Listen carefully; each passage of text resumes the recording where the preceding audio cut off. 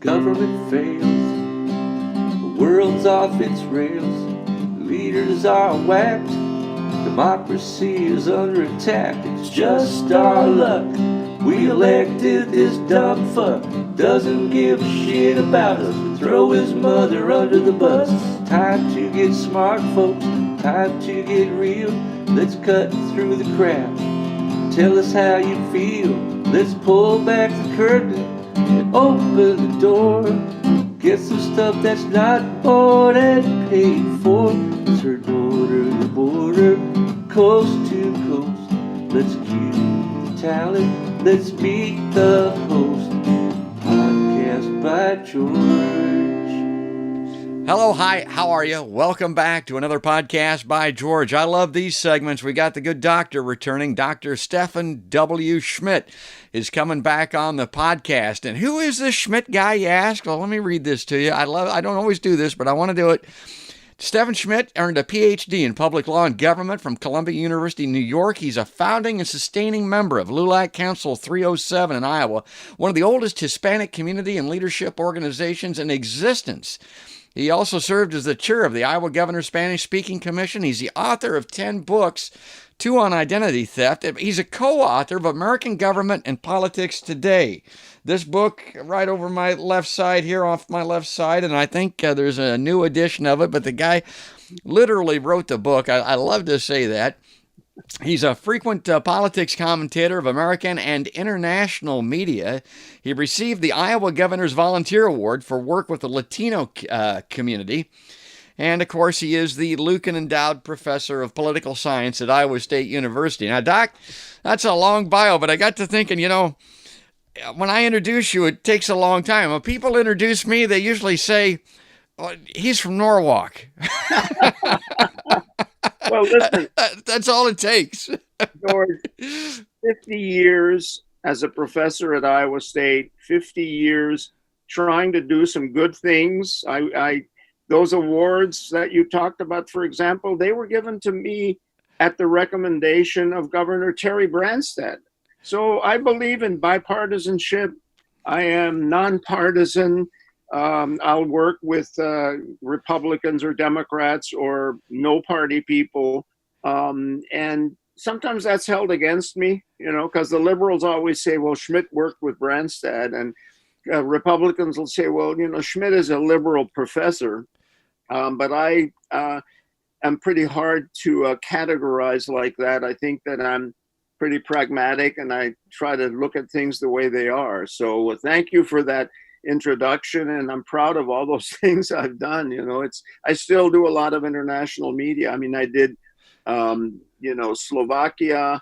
I do reports for them almost every week. The head political reporter of Pravda, which is the major newspaper in Slovakia, they're really interested in American politics, and I find it great to interact with those people. You've never done anything that you can recall with Finland, have you? The reason I ask is I was told, and I don't know if this is true, I'd have to Google it and use a translator app probably, but I was told that Kamala in Finnish means horrible.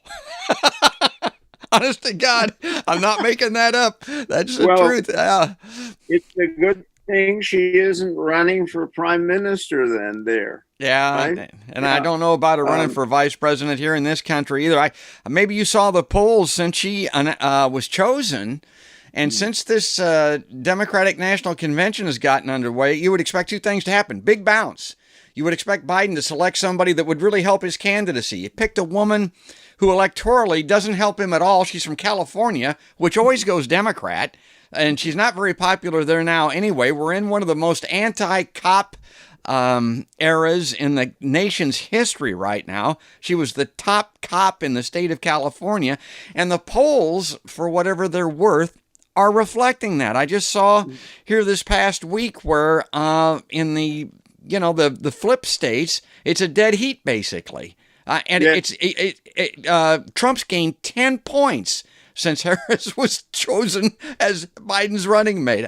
How's that working? Well, this is something that a lot of my associates and friends and media contact people just never wanted to talk about. But I asked them, I said, do you think Americans are ready for a woman president now? They haven't been.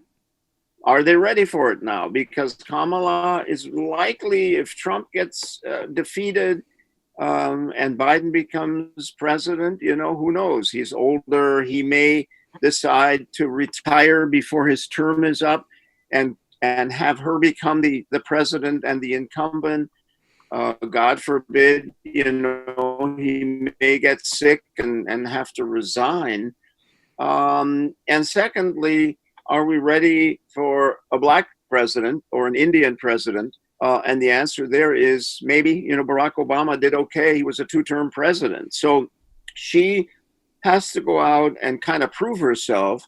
On the law and order thing, I still scratch my head and wonder, because there are a lot of things going on in the country that people are saying, gosh, so many people are getting shot and killed, not by police, but by each other, by gangsters, criminals, whatever.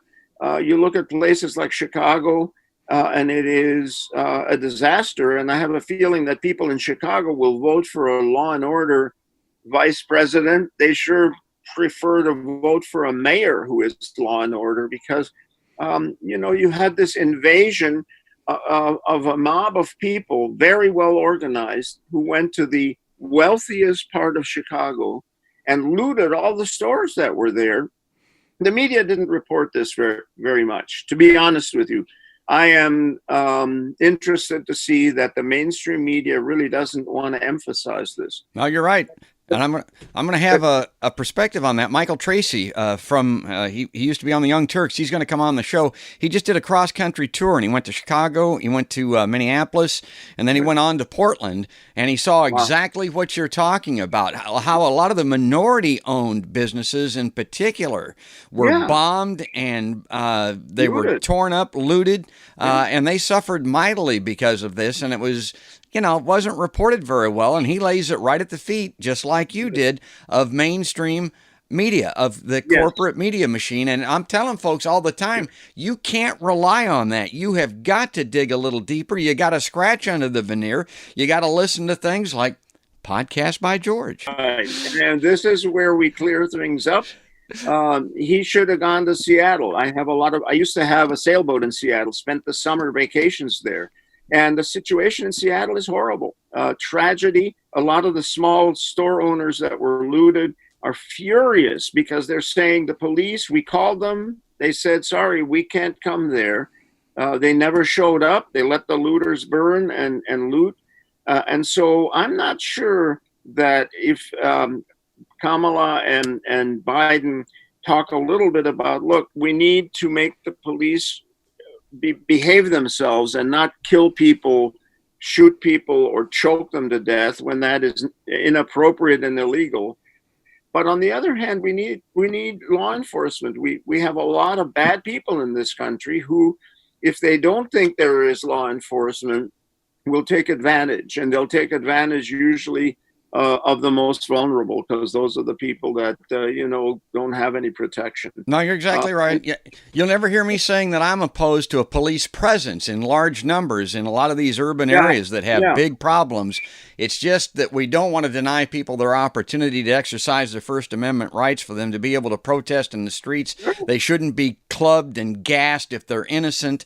The police should be there to get people that aren't innocent, obviously, but my opinion is they need to be demilitarized to a certain extent. We don't need maybe even fewer numbers of them. They just need to be deployed, and they need to be used properly, which I don't think is the case. They're doing a lot of things they shouldn't. Even in a good scenario, they're not doing the things that they should, and certainly when the worst of it is seen on national television and YouTube and places like that, it's horrific. Well, talking about law and order now, I want to get to you on this, because let's talk about where we're at, because this is a little local story, and this comes right to where you live.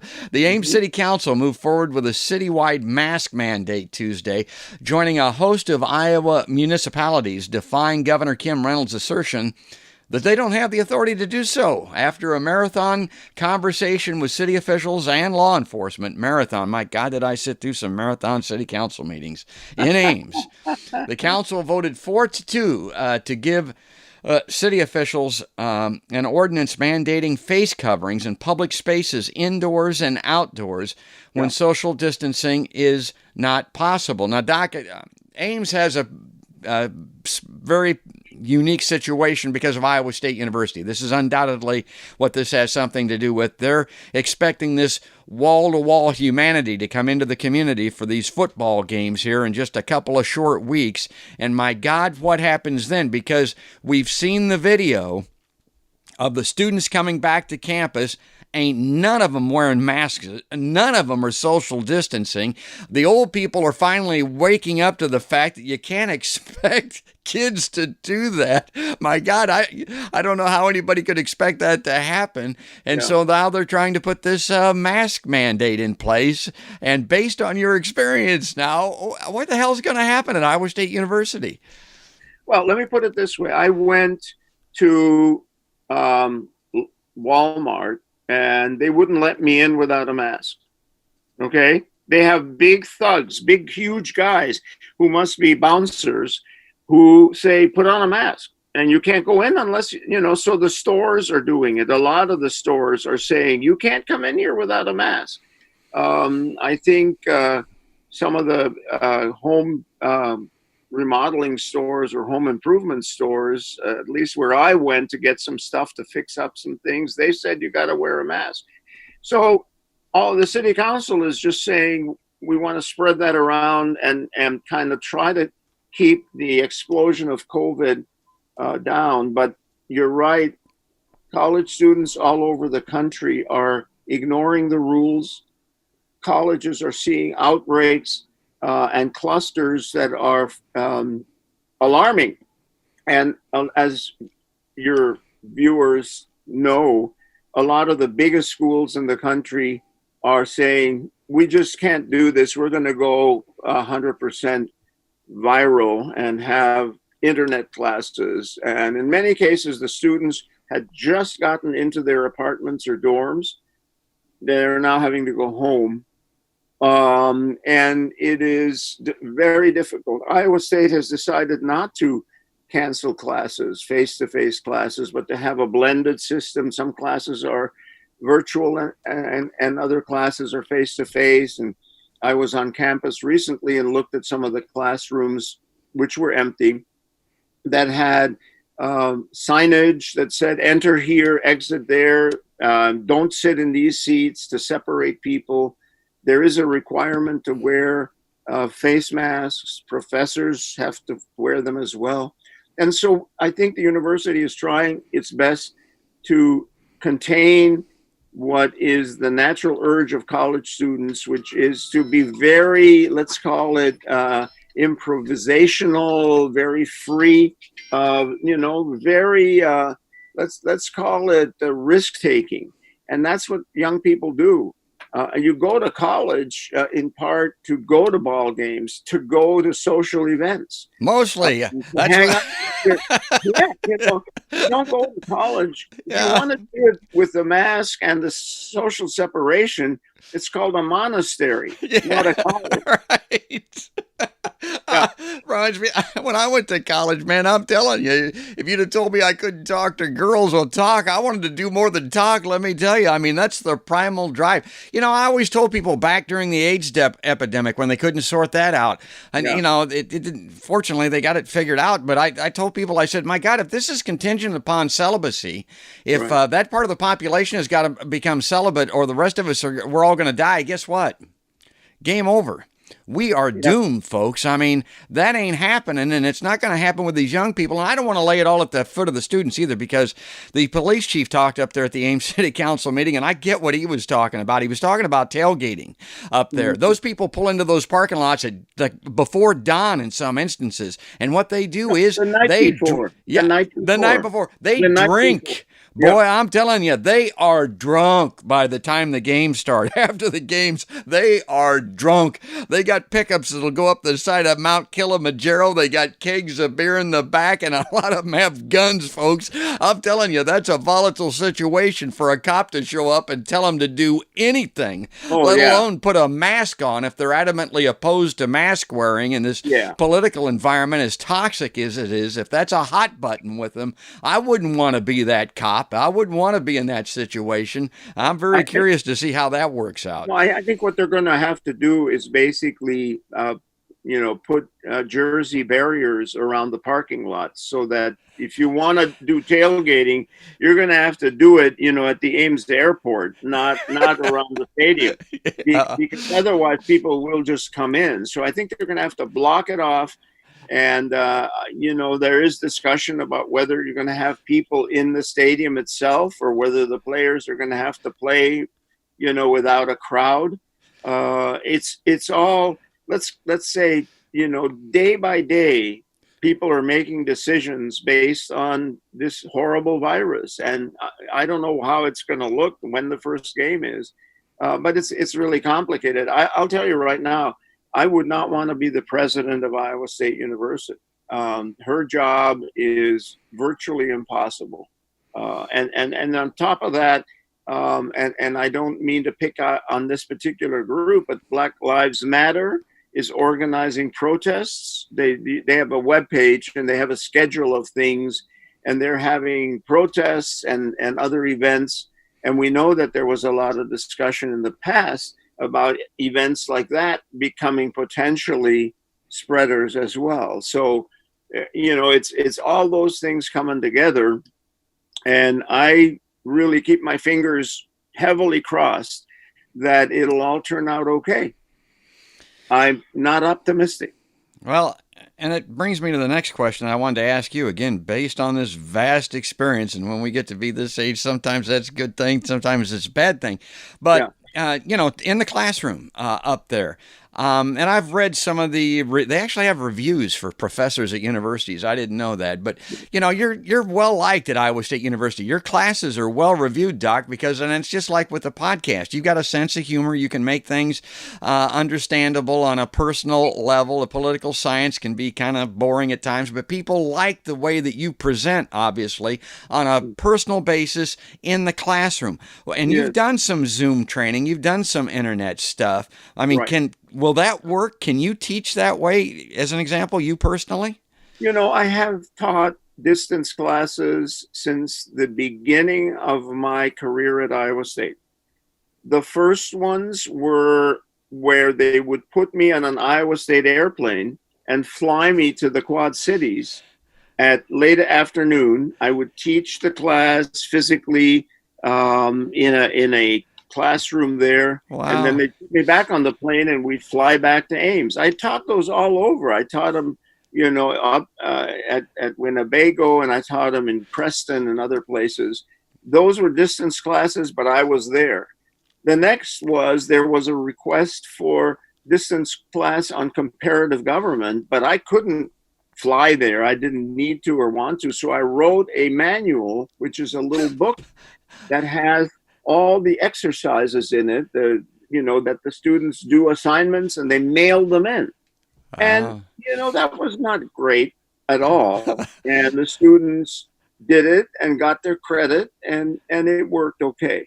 Then I did the Iowa Communications Network, called the ICN, which was the fiber optic network that was set up by the state of Iowa in order to deliver some remote information, also some medical stuff.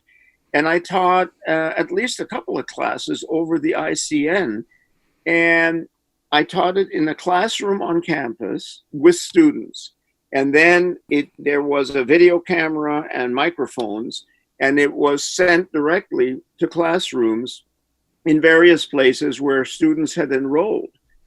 And that was not great because the students, and you could see the students, and they were sitting in an empty classroom in a community college or something somewhere, and they were lonely, cold because it was in the winter, and they couldn't interact very much, because they were there all alone. But it worked okay, and they liked it. Then I taught and developed some other classes that are called asynchronous, in which we recorded the class and produced it, and had me essentially delivering a lecture, PowerPoints and stuff, and the students could then get online and chat with me and with each other. And my ratings on those were very good. They were very good. The students appreciated it. The students said, I can't come to Ames because I live, in What Cheer, Iowa, or, Des Moines. And I can't come to Ames at night for a class. And so this is wonderful that I can take this class and get the experience. It can be done. It is not as good as face-to-face, I think, because I like to look at the students and see how many of them are paying attention, how many of them are going, what? How many are, streaming pornography or whatever. and so I like to be able to control that group, and you can't do that really with a distance. But I think, it's a substitute that can be effective. And let me add this for those students who are saying, oh, this is no good, I don't want to do this, it's not fair. I have friends and family members who work for some of the top corporations in the country, great companies. They're doing it all on Zoom, like we're doing this, from their homes, because the companies have said, we're not going to send everybody back to this giant building in, Seattle or Boston that has elevators where you're going to get on an elevator with 10 other people, and all of you guys are going to get sick, and we're going to have a COVID explosion, and our company is going to be paralyzed. No, we're going to do it with Zoom until things stabilize. And if companies can do that and can say to employees, I know, yeah, you got your dog and your children and the neighbor and the mailman and, all these people interrupting, but that's how we're going to do it. Then students had better the hell adapt to it and say, well, right now, this is how we're going to do it. And yes, don't charge us, activity fees, because there ain't no activities, There are no wonderful speakers, and there are no concerts and this and that and the other. But so don't charge us those fees. But we're gonna cooperate, and we're gonna go to school and not miss out. And I think a lot of students should just chill out. Well, Chill out.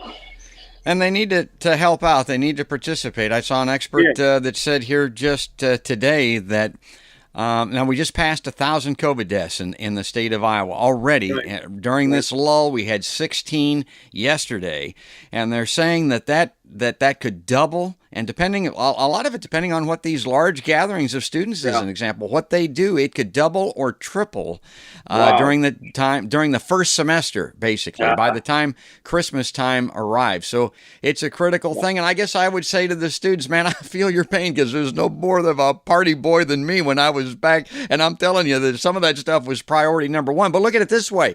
Your government's not wanting to send your ass to get shot off somewhere like they were back in our day. I mean, that was the ultimate fear and penalty. I'd rather wear a mask and social distance than crawl on my belly like a reptile in the jungles of Southeast Asia for a misbegotten concept, basically, called the domino theory, for God's sake. So it ain't all that bad. And talking about government, it brings me back. I wanted to, before we get out of here, Doc, I wanted to talk a little bit about this Democratic convention that's taking place up there in Milwaukee. And you know me, I'm left of the Democratic Party. I'm definitely left of the neoliberal centrists that appear to be running the show up there. I pulled some statistics here, and you're aware of this. When polled now, almost 90% of Democrats will say that they're in favor of Medicare for all, like it or not. I mean, that's the statistic.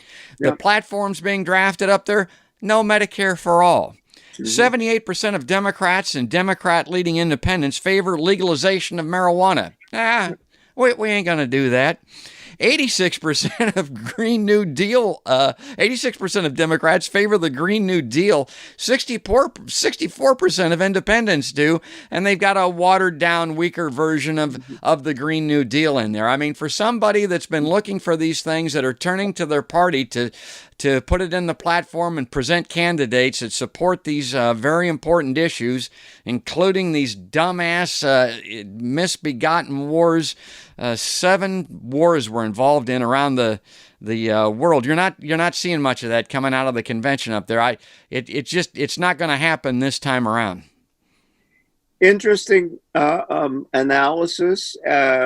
I would add this, and I think your wonderful, what is it now, 2.3 million viewers? Yeah. Okay. Or maybe it's higher than that. Yeah. All right. They should remember that the platform is irrelevant. Yes. Because, no, really. No, it is. I agree. In my textbook, right there next to you is a textbook. Somewhere in there is that discussion of political parties, conventions, and elections. The platform is a compromise to try and compromise everybody a little bit. Okay? Everybody gets a little bit of something, and nobody gets what they really want. And once the election happens and the candidates, the nomination happens, and the presidential and vice presidential candidates are out campaigning, they ignore the platform, they ignore all of that, and they kind of cook up their own narrative with the constituencies that they need. So we'll see. We'll see if the Biden and Kamala and the people that were there. I mean, Elizabeth Warren certainly and Bernie Sanders are going to say, look, we would like, if the Democrats take over the Senate, have the House and the White House, we really would like to move in the direction of every American having guaranteed health coverage. And they're very influential, unless you're Donald Trump, in which case you pay no attention to the House and Senate and do whatever you want and get away with it, by the way. And so I don't think Biden and Kamala Harris will do that. So the House and Senate, once the election is over, if the Democrats control the White House, will play an enormous role. And who knows? I think that we may need to push them to give up this idea of invading other countries and bombing other countries and being all over the world, messing up things, and nothing good comes out of it. And also a healthcare system that someday we'll do a show and I'll tell you what it's like to be retired in terms of how you spend your day. I spent my day at the beginning of this week doing nothing but making phone calls and trying to sign up for dental insurance, health insurance, all of the different insurance policies that I have. Some of them are small, and making sure that I knew when the payments were due, because otherwise you get penalized. It's a nutty system. It's a totally crazy system, very inefficient. And at some point we will have to face it, whether 2020 is the year when we finally turn around to it or not. I can't guarantee, but as you mentioned the statistics in terms of what Americans want, and Americans want those things fixed. So the Democratic Party had better do it. The Republicans have ignored those statistics as well. Here's the point that I make. We've got the greatest existential threat in the history of mankind. We've got this orange ogre in the White House. The Democrats, my God, rail against him. They spent their whole convention just talking about him instead of policies and programs that they'll present if they get into office, which really bugs me. I mean, my God, is anybody watching the Democratic National Convention that likes Donald Trump or is considering voting for him? That's dumb. I'm going to put this chart up on the screen, Doc, and this is something you and I talk about all the time, and it's the electorate. And 65 million people in 2016 voted Democratic. 63 million voted Republican. But 108 million in 2016 didn't vote at all. It's the largest block of voters. Now, those people, some of them will vote. They did vote in 2008 for a guy named Barack Obama. Why did they do that? Well, it may have been because they thought they wanted to support the first black president, but it may have been because they thought he was going to deliver some of these very things that I enumerated earlier, which the Democrats now are refusing to get behind. It's like, promise something. They want people to pledge blue no matter who 3 or 4 months before the election. Doc, and I know you're old enough to remember how nutty that is. It didn't used to be that way. It used to be, come get my vote. What do you got for me here? I mean, that's the way politics are supposed to work. Instead, now we're promising our support for people that aren't delivering anything that we want, and the precedent has been set. We know they will vote if they're at least promised those things. Now, Obama didn't deliver on them. Hell, that didn't make any difference. Trump in 2016, the charlatan game show host, he promised shit and got elected. He didn't deliver on any of it. But I look at this convention, I'm like, my God, promises something. If the Democrats just came out and said, look, we're going to support, we believe we're going to push for, Biden would say, I'm going to use the bully pulpit to legalize marijuana. And that's not going to affect me and the doc very much, but I'm for legalizing marijuana. The Democrats, I think, would win in a landslide. And why might they want to do that? They've got the greatest existential threat in the history of the world in the White House. But they won't do that. Why? Because they're serving the center. They're serving the donor class. They're serving people that don't want Medicare for all, that don't want an end of regime change wars, that don't want a Green New Deal. That's why you're not seeing those come out of the national convention. Well, anyway, I got a little wound up there, Doc. I went a little too far, I think, especially here towards the end. You know what? Maybe getting wound up like that, if a lot of people contact their delegates to the convention, which is the local delegates in their states, they will put some pressure on to be innovative, to change things. Barack Obama got elected because his whole thing was hope and change. Yeah. That was his slogan, and people voted for him. Yeah. We have the statistics from exit polls because they wanted change.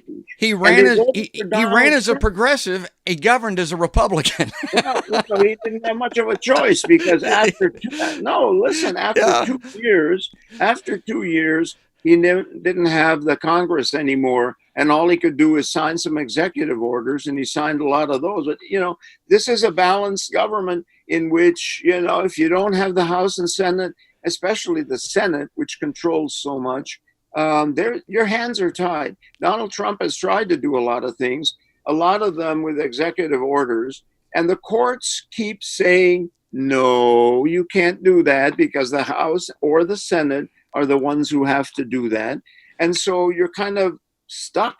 And so we think that Americans still want change because there are a lot of things that are not working very well. And I hope the Democrats can make the case that they will actually take on some of these issues, as you said, and bring about some change. The jails are full still of people with marijuana arrests, and the police spend too much of their time arresting people for having a joint, for smoking weed, or growing a couple of plants in their garage. That's silly. I like Lee Camp. He said in 15 years, based on the current rate of incarceration, in 15 years, Doc, we'll all be in jail. And I mean, I haven't done the math, but I got a feeling he may not be too far off. It just doesn't work. The same thing with prohibition. Remember prohibition? I don't remember prohibition. I'm pretty old, but not that old. Yeah. It didn't work. It might have been a good idea. Alcohol, is a very destructive product, but to try and ban it and enforce it, it's kind of like trying to get college students to wear masks. Yeah, I never thought of it in that context. Well, that's great. That's why I love having him on. He can put everything in a real world sense and make political science and politics. A lot of people say they're not interested in, but what is it you say, Docs? Politics is interested in you. And by God, yeah, we're seeing it today. There's no doubt about it. Well, Doc, thanks again. I mean, we're out of time. We'll circle back here very quickly. I want to do this show where we kind of take a look back over your career that goes all the way back to George McGovern. My God, people like Jimmy Carter and stuff like that. I mean, that'll make for a great show, but we can't get there today. We just don't have the time. We'll do it. Well, thanks for coming on, Doc, always. Thank you. Folks, that's Stephan W. Schmidt, the Lucan Endowed Professor of Political Science. He's a doctor up there at Iowa State University. I spend all my time talking to doctors, highly educated, smart people, but I guess that's why I have the show. It wouldn't be much fun if it was just me, because I'm just a guy from Norwalk, folks. But that's going to wrap it up. That's going to do it. If you like Podcast by George, please go to the website. Go to podcastbygeorge.com. Select the platform that you would like to follow us on. You just click on the little badge there. It'll take you right there. You can subscribe on YouTube or iTunes or Spotify, Facebook, of course, any and all of those places where podcasts are seen or heard. That's going to do it. That's all there is, and there ain't no more, folks. That's another podcast by George.